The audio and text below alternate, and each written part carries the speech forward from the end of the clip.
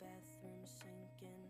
Your steps keep me awake. Don't cut me down, throw me out, leave me here to waste. I once was a man with dignity and grace. Now I'm slipping through the cracks of your cold embrace. So please, please, could you find a way to let me down slowly? A little sympathy, I hope you can show me. If you wanna go, then I'll be so lonely. If you're leaving, baby, let me down slowly. Let me down, down, let me down, down, let me down, let me down, down, let me down, down, let me down. If you wanna go, then I'll be so lonely. If you're leaving, baby, let me down slowly. Cold skin, drag my feet on the tile as I'm walking down the corridor. And I know we haven't talked in a while, so I'm looking for an open door. Don't cut me down, throw me out, leave me here to waste. I once was a man with dignity and grace. Now I'm slipping through the cracks of your cold embrace. So please, please, could you find a way to let me down slowly? A little sympathy, I hope you can show me. If you wanna go, then I'll be so lonely. If you're leaving, baby, let me down slowly. Let me down, down, let me down, down, let me down, let me down, down, let me down, down, let me down. If you wanna go, then I'll be so lonely. If you're leaving, baby, let me down slowly. And I can't stop myself from falling down. And I can't stop myself from falling down. And I can't stop myself from falling down. And I can't stop myself from falling down. Could you find a way to let me down slowly? A little sympathy, I hope you can show me.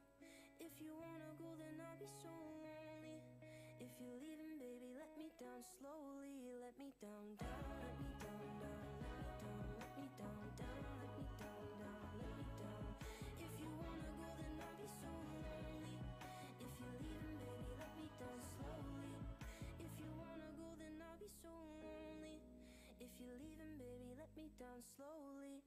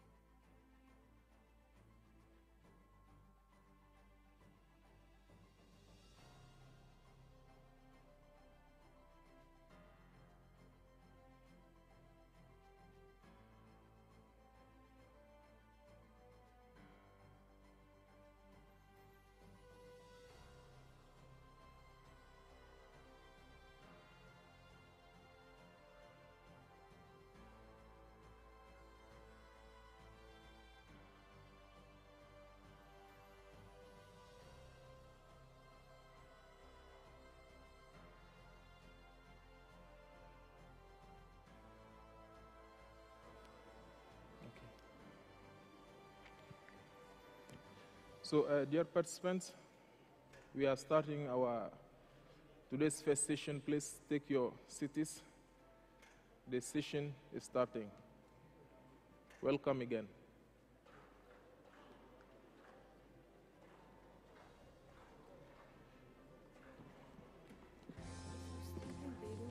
Koşuya çıkmak moda. Ama arkadaşının motivasyonu olmak bir başka. Kafe açmak moda. Tarzını tariflerine yansıtmaksa bambaşka. Yeni şeyler keşfetmek moda. Onları hayatının parçası yapmak, işte o başka. Farkını göstermek moda. Fark yaratıp başkasına umut olmak bir başka. Spor yapmak moda ama bir başka olur ayakta kalmak için dengeni bulmak. Kameralar önünde olmakla yetinmeyip kendi hayat filminin yönetmeni olmak. Herkesin düşlediği yere ulaşmaktansa ötesinde dostluklar kurmak. Ya da her hareketinde hayata renk katabilmek. Teknolojiyi takip etmek modadır mesela. Ama her koşulda geleceğe ışık tutanların yeri ayrıdır bu hayatta. Özel günleri kutlamak moda. Her günü özel kılmak bambaşka. Hayatta bazı şeyler çok moda. Kendin olmak moda Nisa.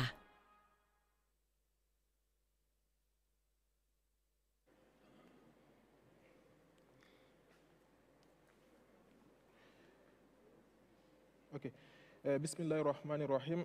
Honorable guests, dear speakers, distinguished participants, Assalamu alaikum wa rahmatullahi ta'ala wa barakatuh. We are happy to see you all again on the third and final day of the 7th World Halal Summit. Today, we will hold 4 sessions in total. After the first 2 sessions, we'll have a break for lunch. Then after the lunch, we'll hold our last 2 sessions and close the 7th World Halal Summit with the summit declaration and closing ceremony. Saygıdeğer misafirler, kıymetli konuşmacılar, değerli katılımcılar, 7. Dünya Helal Zirvesi'nin 3. ve son gününe hepinizi tekrar görmekten mutluluk duyuyoruz. Bugün toplamda 4 oturum gerçekleştireceğiz. İlk 2 oturum sonrasında öğlen yemeği aramız olacak. Öğlen yemeğinden sonra kalan son 2 oturumuzu da tamamlayarak kapanış deklarasyonu ve kapanış törenimiz olacak. So, distinguished participants, without wasting any time, I'm going to invite on the stage today's speakers to take their places. Before the speakers, so I would like to invite the session moderator, His Excellency Mr. Ihsan Ovut, to join us on the stage. Welcome, Your Excellency.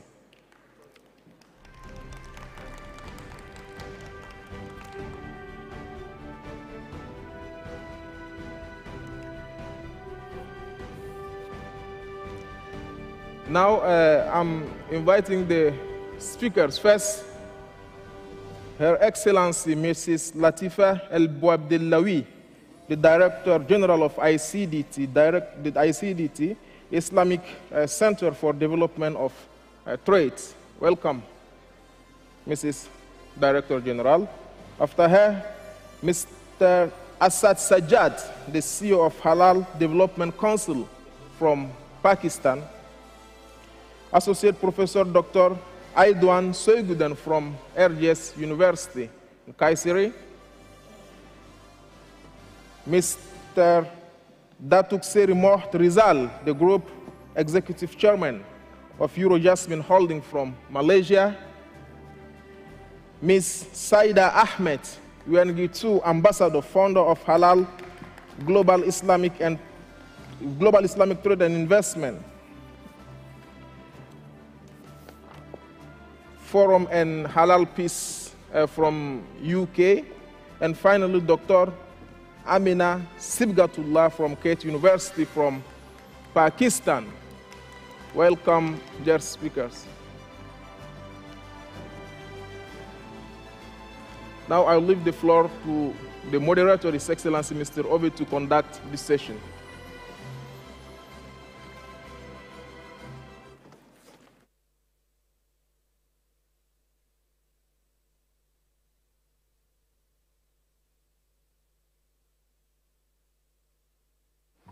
Bismillahirrahmanirrahim. Good morning. Assalamu alaikum wa rahmatullahi wa barakatuh. Inshallah, this is our last day for the summit, but Expo will continue tomorrow evening, inshallah, for 2 more days for Expo.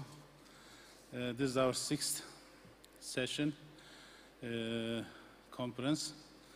We have very famous speakers all around the world, from Turkey, from Morocco, or not Morocco, we can say OIC, Pakistan, Malaysia, UK, and again Pakistan.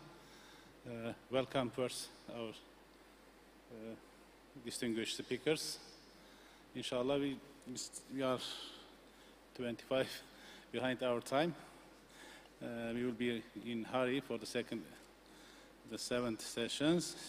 Our first speaker is Her Excellency, Mrs. Latifa Abu Abdullao, sorry for the pronunciation, Director General of the Islamic Center for Development of Trade, ICDT. She took office on February 2020, and she was previously Director of International Trade Relations at the Ministry of Industry, Trade and Green Digital Economy of the Kingdom of Morocco from 2013 to 2019. Her Excellency has a wide range of expertise in the domain of international trade, notably in terms of developing trade policies, negotiating bilateral and multilateral trade agreements, and implementing commercial and industrial cooperation projects with international partners. During her career at the Ministry of Industry, Trade and the Green and Digital Economy of the Kingdom of Morocco, she was the Chief of Negotiator of Morocco for many trade-related topics. Before, she was responsible for Ministry of Industry for the development of industrial strategy. Her Excellency Latifa Al Abdullah is an industrial process engineer. You know, Her Excellency has a lot of background, but also is our main partner for these activities. 4 days we have. Normally, the all OIC fairs and expos are managing and organizing by ICDT. We are the co-partner for these activities. Thanks for support, SMIC and Halal issues. Welcome. The floor is yours. Please.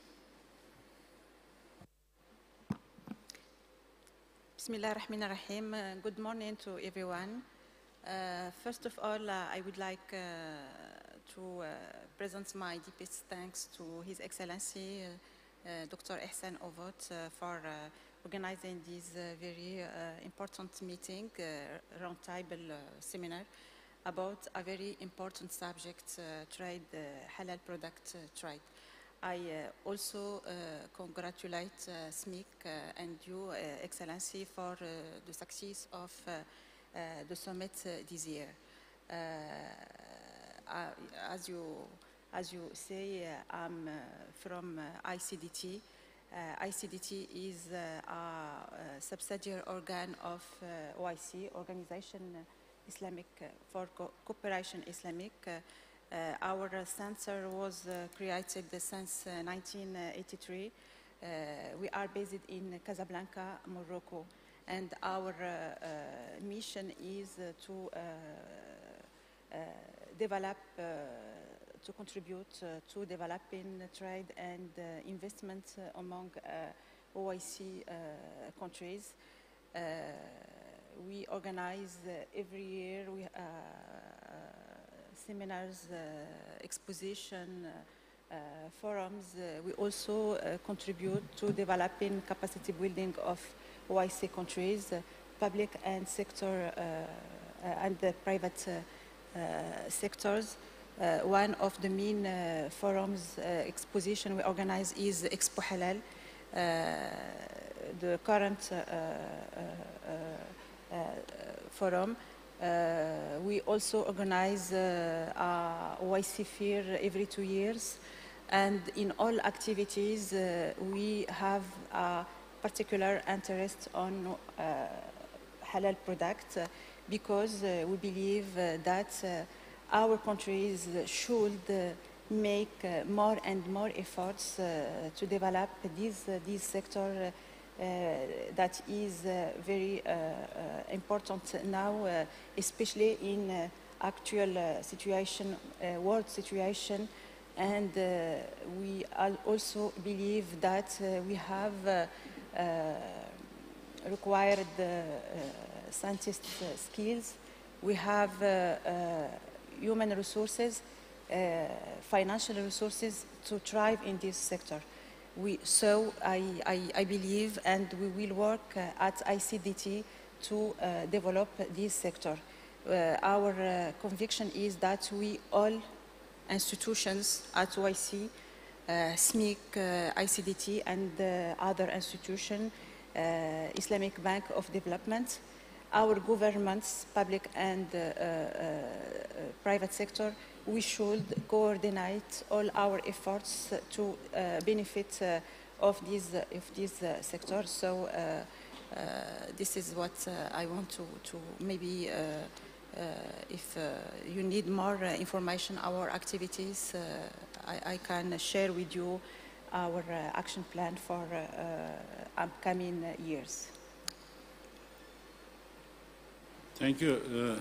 Maybe another question, because normally the other speaker has a presentation, but you are our honored guest.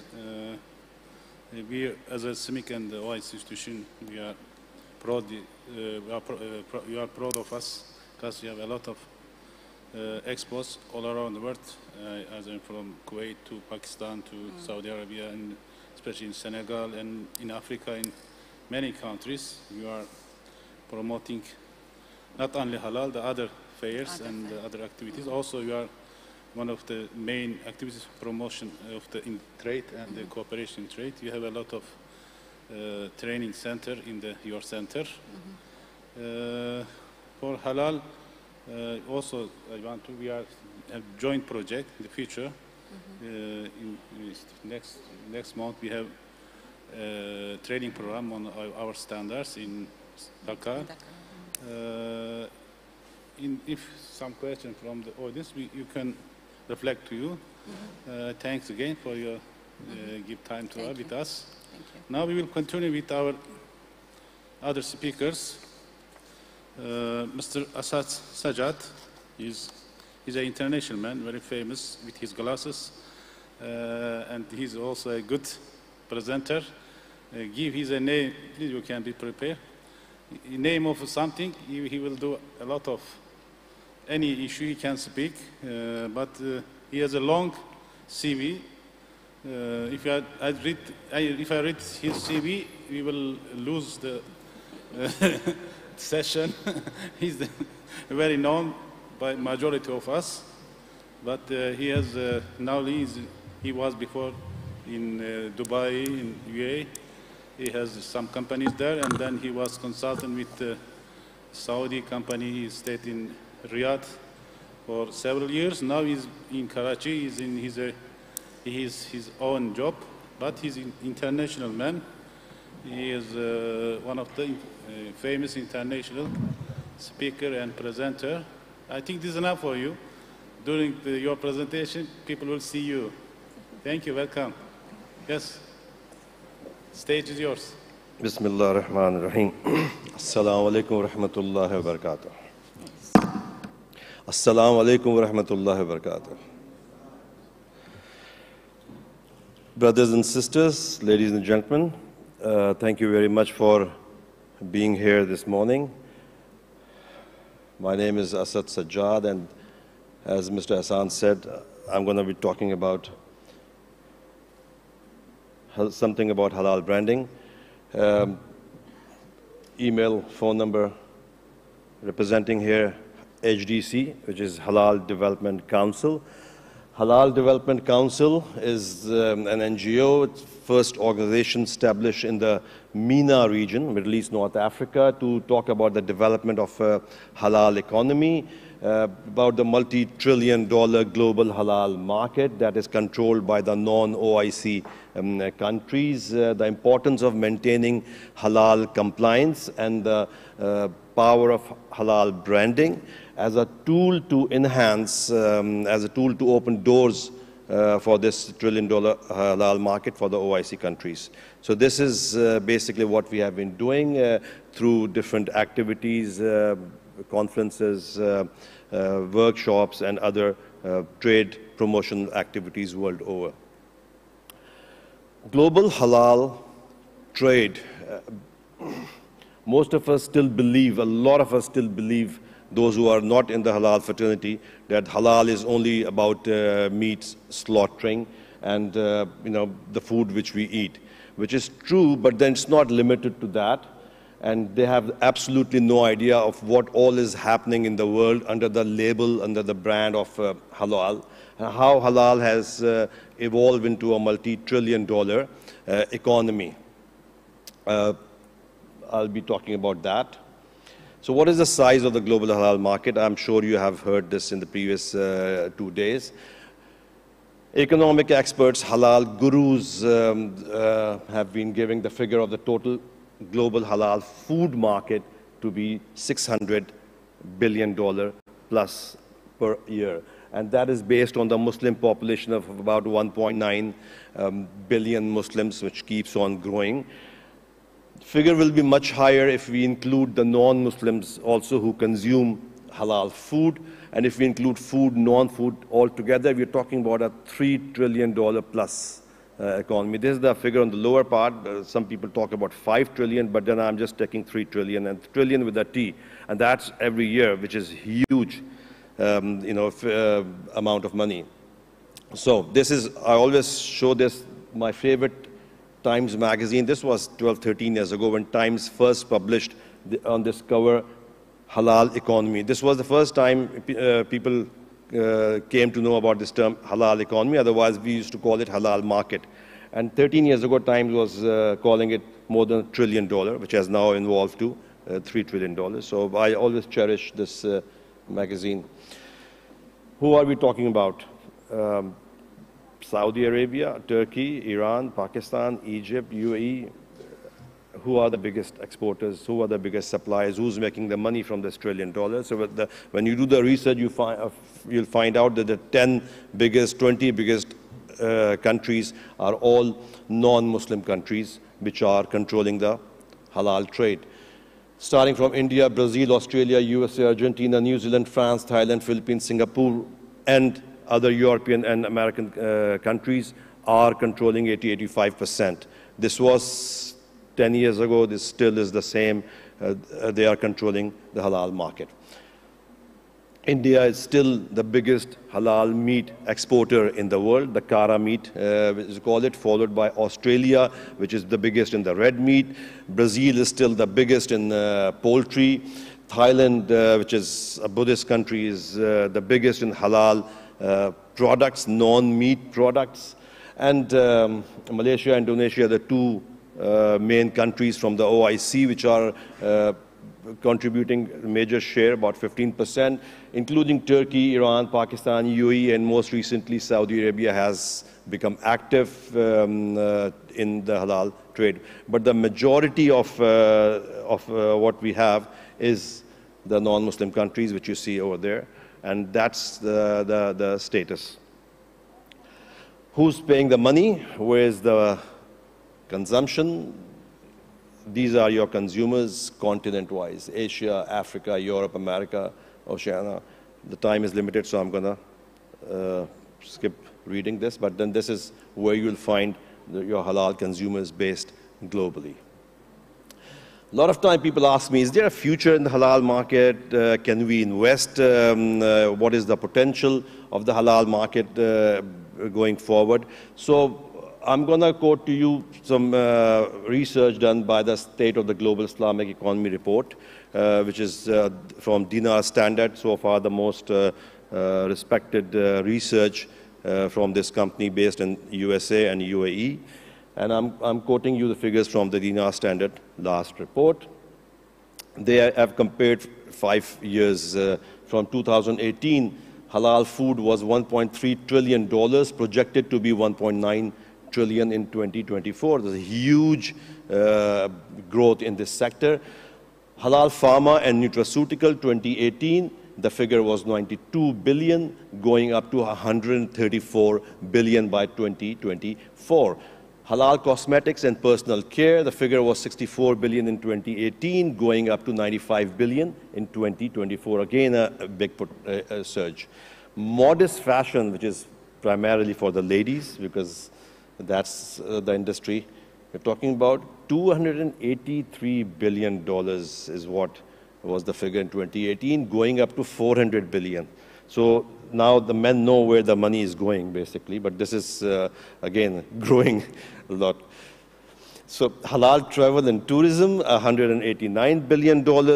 That's excluding the Hajj and Umrah, going up to 274 billion. So in every sector, you see there's a huge growth. And so if anybody is interested to invest, go ahead. There's big potential.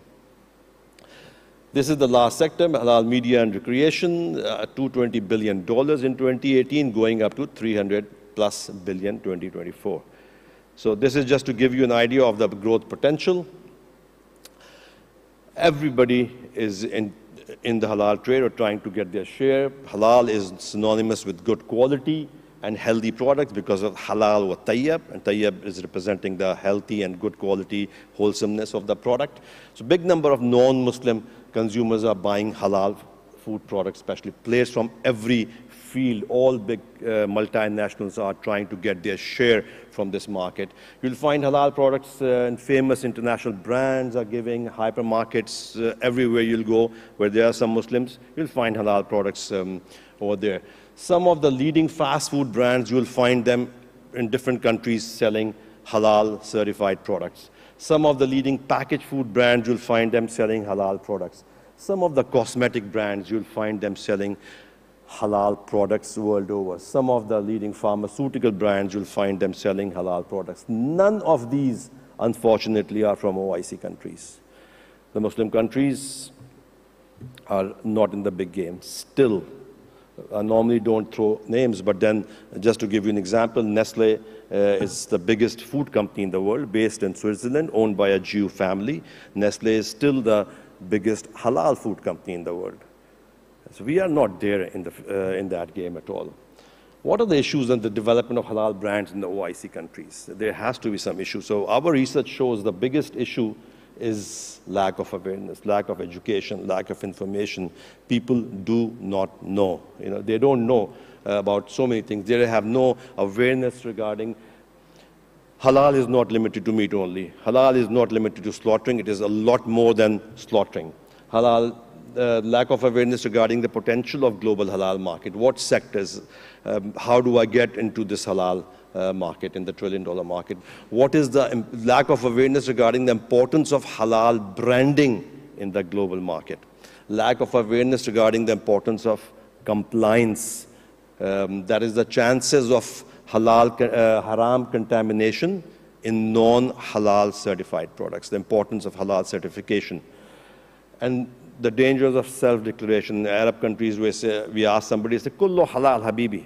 So this Kullu halal habibi was true 15, 20 years ago. Now nothing is halal unless it is checked and certified and checked. So that is one of the biggest issues still. I'm going to talk to you quickly about this, the first issue, which is slaughtering.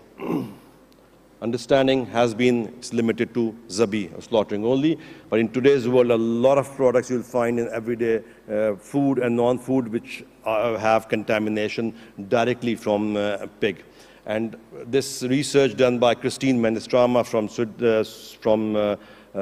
from one of the European countries, Netherlands, she wrote a book called Pig 05049 after doing 3 years research on a pig, what happens after slaughtering.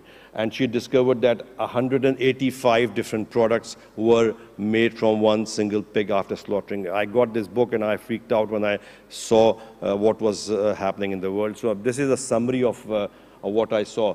I mean, Christine says if you are a Muslim or even if you are a vegetarian, you'll end up eating something, consuming something which has got pig in it. Everything is consumed, nothing is left over. Skins, bones, meat, internal organs, blood, fat, miscellaneous parts. I'm going to give you a quick synopsis of what I saw in the book. So let's start. Pig skin is used in beauty products, skincare products, face masks, not the one which you wear on the face for corona, but the face mask which ladies wear. Body lotions, hair conditioners.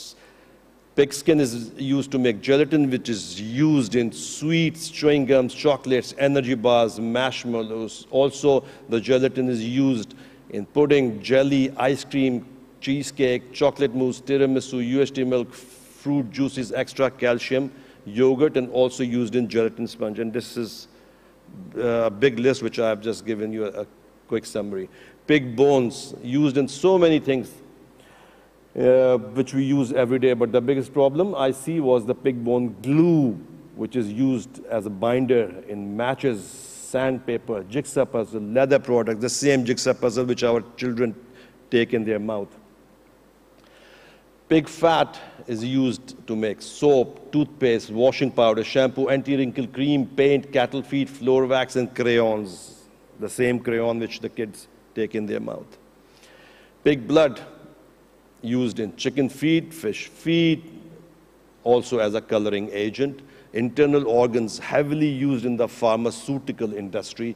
And also the gelatin capsules, everybody knows the major source of capsules is gelatin. So, and the major supplier is China, which is all haram, if we do the research.